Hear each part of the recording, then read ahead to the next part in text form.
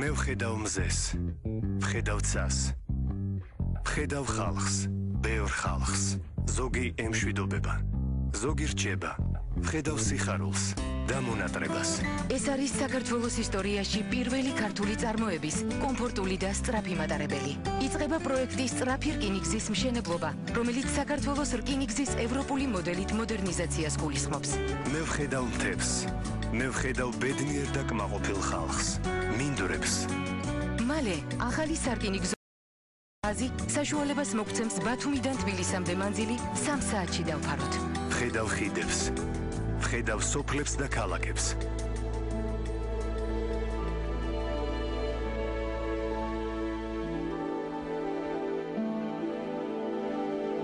სწრაფი რკინიგზა. პირველი ქართული მატარებლით 3 საათში ბათუმიდან თბილისში. საქართველოს რკინიგზა.